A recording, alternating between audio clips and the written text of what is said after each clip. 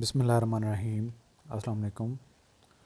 Harvard academy की तरफ से आपको खुश आमदीद कहते हैं। आज हम नए सेशन में आपके हाजिर खिदमत हैं और ये हमारा जो सेशन है ये फ़िनंशियल प्लानिंग एंड फाइनेंशियल मैनेजमेंट के रेलिवेंट है और हम ऑलरेडी जो थ्योरेटिकल और कंप्लीट कोर्स है वो ऑलरेडी कवर कर चुके हुए हैं। उस कंप्लीट कोर्स को एक्सेस करने के लिए आप हमारी वेबसाइट को ज्वाइन कर सकते हैं www.harvardacademy.com। और अब हम जो सेशन कर रहे हैं ये है इल्मी वालों की हम बुक को जो उसके MCQs हैं उनका सॉल्यूशन विद कंसेप्ट कवर कर रहे हैं। तो आप इस लेक्चर को भी एज ए डेमो लेक्चर ही कंसिडर करें। अगर आपको ऐसे और इस तरीके से समझ आती है तो आप हमारा कंप्लीट सेशन ज्वाइन कर सकते हैं। तो आज के सेशन का जो हमारा पहला क्वेश्चन है वो है which of the following is most likely to be a fixed cost. अब यहाँ पे एक जो लफ्ज़ यूज़ किया गया है मोस्ट लाइकली, यानी कि ये फाइनल नहीं है लेकिन ज़्यादा चांस इनमें से क्या लगता है कि ये जो फिक्स्ड कास्ट है, फिक्स्ड कास्ट वो होती है ओवर द टाइम जो सेम रहती है, यानी कि जनवरी, फरवरी, मार्च, अप्रैल, मई, जून, जुलाई, अगस्त, सितंबर और सो ऑन, पूरा साल चलते जाएं तो वो अमाउंट सेम रहेगी। ठीक है जी, इसलिए उसको कहेंगे फिक्स कास्ट। तो अब इनमें से देख लेते हैं पावर कास्ट। अब यूनिट्स की कंजम्पशन आप एक जैसी कभी भी नहीं रख सकते, लिहाजा ये ऑप्शन ठीक नहीं लगता। फैक्ट्री मेंटेनेंस, कभी मशीन ठीक हो जाएगी कभी नहीं ख़राब होती या हो जाती है, तो इसके भी कोई कंफर्म नहीं है, लिहाजा ये भी फिक्स कास्ट नहीं कह सकते। Directors remuneration, production staff wages. अब प्रोडक्शन स्टाफ की वेजेस का भी आप उनकी प्रोडक्शन की कितनी उनके वर्कलोड है, कितना वो करते हैं, ये भी फिक्स्ड आप नहीं कह सकते। अब डायरेक्टर की रिमनरेशन अगर उनको बेस्ड ऑन मीटिंग या कोई इस तरह की कंडीशन लगा दी हो तो फिर ये फिक्स नहीं रहेगी। लेकिन अगर आप उनके साथ होल कहते हैं कि जी मंथली आपको हम 2 लाख रुपीज़ देंगे तो ये फिक्स्ड हो जाएगी। तो जो कि मोस्ट लाइकली है, तो ये उनमें से ऑप्शन जो है हमारा मोस्ट लाइकली में आ सकता है कि डायरेक्टर्स रिमनरेशन जो है ये फिक्स्ड हो सकता है। अदरवाइज़ बाकी जो ऑप्शन है उनमें से कोई भी हमारा फिक्स कास्ट में नहीं आ सकता। तो इसके बाद नेक्स्ट हमारा जो क्वेश्चन है ये थोड़ा सा टिपिकल है क्वेश्चन, फिनेंशियल मैनेजमेंट का है और आपने इसको थोड़ा सा बेहतर तरीके से हैंडल करना होगा। मैं इसको आपको सॉल्व करने का तरीका भी समझा दूंगा। जो मैथ में या अकाउंटिंग में थोड़े वीक हैं उनके लिए थोड़ा सा कॉम्प्लिकेटेड हो सकता है। अच्छा, interest on debt of 2000 euro is to be charge interest at 8% per annum. उसकी परसेंटेज क्या है, 8% है। तो यहाँ तक हम पहले कैलकुलेशन कर लेते हैं कि अगर 2000 हो उस पर 8% हम कैलकुलेट करें तो परसेंटेज को हटा दें, 100 आ जाएगा, 0 0 कट जाएंगी, ये 160 हो जाएगा और डिवाइड करें 2 पे, क्योंकि how ever 500 must be paid after 6 month. 6 महीने के बाद ये 500 आपने पे कर देना है। अब यहाँ पे जो पहले 6 महीने उसका इंटरेस्ट आपने क्या किया ये पूरे साल का ही हम कर लेते हैं। ठीक है जी, इंटरेस्ट हमने पूरे साल का जो काउंट किया वो है 160 इंटरेस्ट है। अब जो पहले 6 महीने उसमें अमाउंट है हमारे पास 2000। अब जो सेकंड फेज़ है उसमें हमारा जो 2000 में से पहले 6 महीनों के बाद हमने ये जो उसने कहा कि 500 आपने पे कर देना है, तो आपने 500 उसमें से पे कर दिया, तो ये आपके रह गए 1500।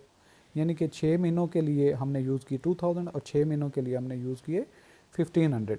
अगर मैं ये कह दूं कि हमने 6 महीनों के लिए 3500 यूज़ किए तो ये ठीक है, यहाँ तक तो बात ठीक है। तो यहाँ तक आपने ये बात याद रखनी है कि हमने इंटरेस्ट पे किया पूरा, यानी कि उस पर आपने ये नहीं करना कि 500 माइनस करने के बाद आप इंटरेस्ट पे कर रहे हैं बाकी पे, वो 8% ही पे होगा 2000 के ऊपर। तो ये आपने यहाँ पे एक पॉइंट जो है वो वैलिड रखना है कि यानी कि हमने टोटल इंटरेस्ट पे किया 160 और अमाउंट हमारी थी 3500 और कितने महीने के लिए थी, 6 मंथ के लिए थी और एच को हम कह सकते हैं 183 डेज़।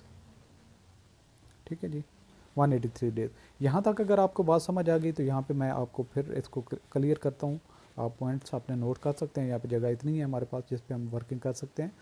अच्छा, इसके बाद आपने जो पॉइंट नोट करना है वो है आपका फार्मूला, कि यहाँ पे उसने मांगा है हमसे कि आपने कैलकुलेट करना APR, जिसको हम कहते हैं एनुअल परसेंटेज रेट, कि आपका पूरे साल का जो है वो परसेंटेज क्या बनती है। तो इसका फार्मूला आपका होगा APR is equal to interest की अमाउंट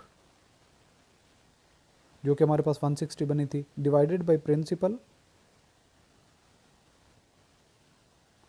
फिर divided by n number of days, फिर इसको हमने मल्टीप्लाई करना है 365 से, फिर मल्टीप्लाई करना है 100 से। ये फार्मूला हो जाएगा, ठीक है।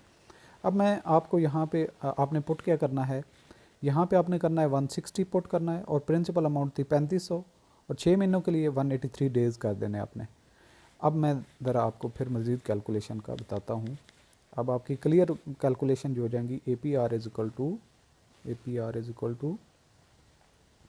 160, आप अपना कैलकुलेटर भी यूज़ कर सकते हैं, divided by 3500, number of days थे हमारे पास 163, हम 3, और मल्टीप्लाई करना है 365 के साथ, मल्टीप्लाई करना है 100 के साथ। अच्छा, मैं यहाँ पे फिर क्लियर कर रहा हूँ ताकि मैं जो है यहाँ पे अपने पास कैलकुलेटर को भी ऑन कर रहा हूँ, आप भी अपना कैलकुलेटर यूज़ कर सकते हैं। अच्छा जी, अब हम अगर कैलकुलेटर का यूज़ करें तो हमारे पास बनता है 160 डिवाइडेड बाई 3500। ये आपके पास राइट आंसर जो आ जाएगा मैं वो लिखूँगा ताकि आपको इसकी कैलकुलेशन अंडरस्टैंडिंग में प्रॉब्लम ना आए। 0.04571, ठीक है। और अब हमने इसको डिवाइड करना है 183 पे। 183 पे जब मैंने डिवाइड किया, डिवाइडेड बाई 183, तो ये मेरे पास आ गया 2.498 इक्वल टू 2.498। अब इसके साथ हम, और ये चलता है आगे कंटिन्यू, इसकी बहुत सारी रकमें, और ये नेगेटिव में चला जाता है। इसलिए अब जब हम दोबारा, ये इसकी पावर्स में आ जाता है, पावर्स की वैल्यू में आ जाएगी, पावर रेज टू पावर 4 इस तरह समथिंग ना। अब इसको मल्टीप्लाई आपने फिर करना है, जो आपके पास आंसर आएगा कैलकुलेटर से ही करना है। वैसे ये आंसर लिख के नहीं आपने करना, क्योंकि इसकी रेज टू पावर है ना। तो मल्टीप्लाई आप करेंगे 365 के साथ, मल्टीप्लाई 365, तो ये हमारे पास आ जाएगा 0.0911। अच्छा, इसको फिर मल्टीप्लाई करना है आपने 100 से, तो आपके पास आ जाएगा 9.11। तो आंसर आपका आ जाएगा 9.11। तो यहाँ पे आप देखिए कि हमारे पास परसेंटेज जो है 9.11, ऑप्शन ए ठीक है। तो ये थोड़ा मैथमेटिकल क्वेश्चन था, तो आपको ज़रा इस पर फोकस करना है। चलें आगे मूव करते हैं। नेक्स्ट हमारा क्वेश्चन है, which of the following would increase the break even output level. तो उसमें फिक्स कास्ट होती है हमारे पास, divided by 1 less variable cost divided by sales, ठीक है। तो ये हम जब करते हैं, या फिक्स कास्ट से आप ये भी कह सकते हैं डिवाइडेड बाई कंट्रीब्यूशन। तो आपकी इसमें से वो कहता है which of the following would increase the break even output level, कि आपका ब्रेक इवन आउटपुट लेवल किस तरीके से बढ़ जाएगा, किस चीज़ से। ऑप्शन ए बता रहा है लो करें फिक्स्ड कास्ट, तो इससे तो कम हो जाए, ज़्यादा हो जाएगा, क्योंकि फिक्स कास्ट आपकी कम होगी, तो इससे। इसके अलावा लोअर आउटपुट लेवल, इससे भी नहीं। Higher production cost per unit of output, यानी कि जब आपकी कंट्रीब्यूशन वेरिएबल कास्ट बढ़ेगी तो उससे आपका जो है वो ब्रेक इवन आउटपुट लेवल कम हो जाएगा, ठीक है जी। तो higher production cost per unit of output, ये हमारा ऑप्शन ठीक है। और इसके बाद नेक्स्ट ऑप्शन जो है higher selling prices for each unit, ये नहीं। तो नेक्स्ट हमारा क्वेश्चन जो है, which of the following would be used in a capital investment decision. Capital investment decision जब आप कर रहे होते हैं, यानी कि आप लॉन्ग टर्म कोई एसेट परचेज़ करना चाहते हैं, अपने बिज़नेस में लेके आना चाहते हैं, कि आया कि वो आपको लेके आना चाहिए, नहीं लेके आना चाहिए, उसकी आप अप्रेजिंग करते हैं, इवैल्यूएशन करते हैं। अगर आप उस प्रोजेक्ट को लेके आते हैं और आपका पे बैक पीरियड जल्दी ख़त्म हो जाता है और उसके बाद आपको रिटर्न मिलता है, तो ठीक है, आप लेके आते हैं। पॉजिटिव NPV मिलना चाहिए, नेट प्रेजेंट वैल्यू, जो आप उसके रिटर्न या कैश इनफ्लो आपका होगा, कैश पे बैक पीरियड होगा, आपका NPV पॉजिटिव में आता है तो फिर और दूसरे नंबर पे एवरेज रेट ऑफ रिटर्न की बेसिस पे आप बात करते हैं, तो जितना जल्दी आपका पे बैक पीरियड कवर हो जाता है उसकी बेसिस पे आप डिसीजन करते हैं। तो ऑप्शन देख लेते हैं हमारे, how long the project will last for when using average rate of return. दूसरा, discount factors when using ARR। sunk cost, revenues received after the payback period when using the payback period method। तो हमारा इसमें option जो है ज़्यादा valid जो है वो ए है। ऑप्शन नंबर जो ए है वो आपका ज़्यादा ठीक है, क्योंकि how long the project will last for one using A average rate of return, तो कितना टाइम उस पर लगेगा। तब हम देखते हैं कि अगर जल्दी जो हमारा पे बैक पीरियड उसमें हो जाता है, यानी कि जितना हमने उस पर पैसा लगाया होता है वो जल्दी हमारा रिकवर हो जाएगा, तो वो प्रोजेक्ट हम ले लेते हैं, उसको हम टेकअप कर लेते हैं। नेक्स्ट हमारा क्वेश्चन है which of the following is not a type of decision made to protect your assets and to plan beyond your career. ये दिए गए जो प्लान है इनमें से कौन सा ऐसा जो डिसीजन है या प्लान है जो आपके एसेट्स या कैरियर को फोकस करता है। ठीक है, which is not a type, यानी कि वो ऐसा कौन सा है जो आपके कैरियर के साथ रेलिवेंट नहीं है और आपके एसेट्स को प्रोटेक्ट करने के लिए नहीं है। देख लेते हैं। How much money to spend on studio equipment, तो ये तो टोटली जो है वो आपके जो आपकी कंपनी है उसके अंदर प्रोडक्शन है उसके साथ है। स्टीरियो इक्विपमेंट का मतलब ये कि आपने एक मॉडल टाइप बनाना है, स्टीरियो टाइप आप मॉडलिंग करना चाहते हैं, तो ये उसके साथ रेलिवेंट है, ये एसेट्स और कैरियर के साथ नहीं है। बी ऑप्शन देख लेते हैं। How much insurance you need, कि आपकी इंश्योरेंस कितनी होनी चाहिए, ये एसेट्स को भी इंश्योर किया जाता है और आपकी कैरियर को भी जब आप रिटायरमेंट के बाद होती है, तो ये तो हमारा ऑप्शन नहीं हो सकता। सी वाला देख लेते हैं। How much money you must save per year so that you can retire in specific year, तो ये भी कैरियर और एसेट्स के साथ है। और आखिरी ऑप्शन जो हमारा है how much money you will need for retirement, ये भी कैरियर के साथ है। तो हमारा ऑप्शन ठीक जो है वो ए है, जिसका कैरियर और एसेट्स की प्रोटेक्शन के साथ कोई लिंक नहीं है। नेक्स्ट हमारा क्वेश्चन है which of the following is not a type of decision made to manage your liquidity, ऐसा कौन सा डिसीजन है जो आपकी लिक्विडिटी को मेंटेन करने के लिए नहीं है। लिक्विडिटी को मेंटेन का मतलब ये है कि आपको फ़ौरन से कोई लॉस होता है बिजनेस को, तो आपके लिक्विड एसेट्स इतने हों, कैश आप और बैंक में बैलेंस इतना हो, या आपके शेयर सिक्योरिटीज इतनी हो कि फ़ौरन उनको आप कैश में कन्वर्ट करके पे बैक कर सकें, तो ये लिक्विडिटी होती है। जितना उसके पास ज़्यादा पैसा होगा लिक्विड फॉर्म में, फ़ौरन कैश की फॉर्म में, उतनी ही उसकी लिक्विडिटी अच्छी होती है। तो हम देख लेते हैं ऑप्शन हमारे कौन कौन से इनमें से ठीक हैं। How much money you can borrow to spend on a car, कि कार पे स्पेंड करने के लिए आपके पास कितने पैसे अवेलेबल हैं। ये बिल्कुल जो हमें लगता है ये तो टोटली जो है ये आपके लिक्विडिटी के साथ रेलिवेंट नहीं है। दूसरा देख लेते हैं। How much money you should maintain in your checking account, ये ठीक लगता है ये, क्योंकि आपकी अकाउंट के अंदर बैलेंस रखने के साथ लिंक है, यानी लिक्विडिटी के साथ इसका है ताल्लुक। Whether you should use credit cards as means of borrowing money, ये भी कैश के साथ लिंक है, आपकी पोजीशन को वाजे करेगा कि आप लिक्विडिटी की रेंज में रहने के लिए आप क्रेडिट कार्ड यूज़ कर सकते हैं जब आपको ज़रूरत पड़े, तो ये भी लिक्विडिटी है। जितना आप कैश अवेलेबल कर सकते हैं उतनी आपकी लिक्विडिटी अच्छी होगी, तो इसका भी लिंक है।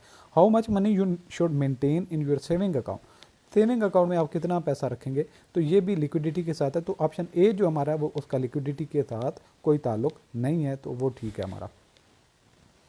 इसके बाद question number 37, if your income exceeds the amount that you wish to spend you should खाली जगह योर इन्वेस्टमेंट और खाली जगह लोन, कि आपकी जो इनकम है वो बढ़ जाती है आपकी एक्सपेक्टेशन से, तो फिर आपको जो इजाफी इनकम हो जाती है उसको आपको क्या इस्तेमाल करना चाहिए। यू शुड खाली जगह यूर इन्वेस्टमेंट, फिर खाली जगह यूर लोन्स, यानी कि पहला ऑप्शन है रिड्यूस इन्वेस्टमेंट, नहीं, जब आपके पास इनकम बढ़ गई तो रिड्यूस वाला तो ऑप्शन नहीं होगा, इंक्रीज़ वाला होगा। तो जब रिड्यूस वाला नहीं होगा तो ये दोनों तो गए ना हमारे। अब देख लेते हैं इंक्रीज़ यूर इन्वेस्टमेंट, ठीक है, ये बात समझ आती है। रीपे एग्जिस्टिंग लोन्स, ये भी बात समझ आती है।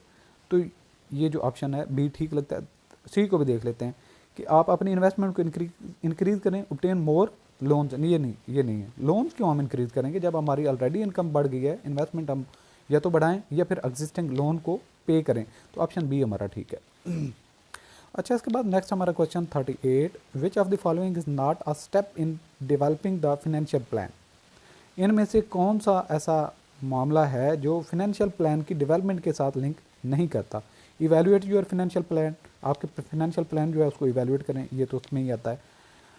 Establish your financial goal set करेंगे तो आप इवेल्युएट प्लान्स को कर सकते हैं, ये भी उसके साथ है। Identify alternative plan that could achieve your goals, plans बताएं कि आपके गोल्स को कौन से अचीव कर सकते हैं, ये भी फिनेंशियल प्लान के साथ। अब जो है all the above are steps in developing the financial plan, वो सारे के सारे ऊपर वाले जो हैं डेवलप करने के लिए फिनेंशियल प्लान के इक्वल स्टेप्स आते हैं, यानी कि वो भी इम्प्लीमेंट होते हैं। तो एग्जैक्टली डी ऑप्शन हमारा ठीक ऑप्शन है। इसके बाद नेक्स्ट हमारा क्वेश्चन है which of the following is incorrect, इनमें से दिए गए जो ऑप्शन है इनकरेक्ट कौन सा है, पहले ऑप्शन देख लेते हैं। The career choice is restricted to students who are just completing their education, नहीं ऐसी बात नहीं है।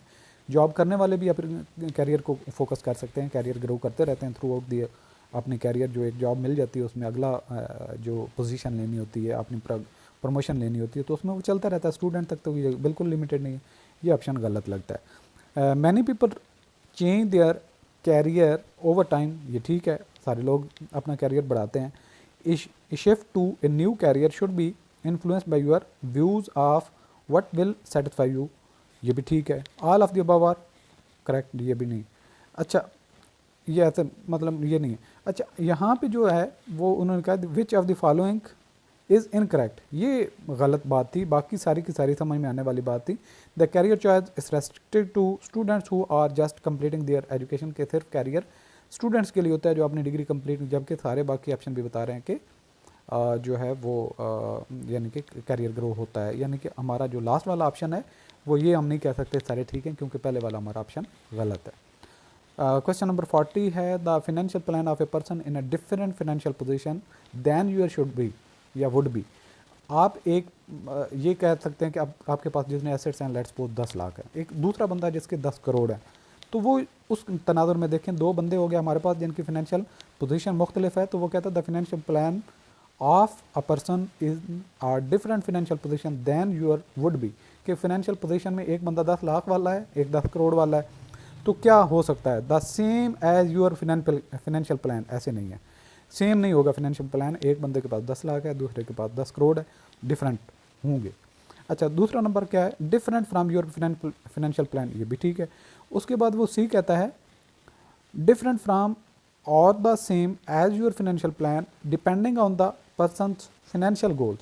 अब ये सबसे ज़्यादा ठीक है, तो अब हम इनको ये कह सकते हैं कि ऊपर वाले हमारे ठीक नहीं है, और सी ऑप्शन इसलिए ठीक है कि उस बंदे के फाइनेंशियल प्लान डिफरेंट भी हो सकते हैं और सेम भी हो सकते हैं। डिपेंड किस चीज़ पे करता है, कंडीशनल कर दिया कि पर्सनल फाइनेंशियल गोल।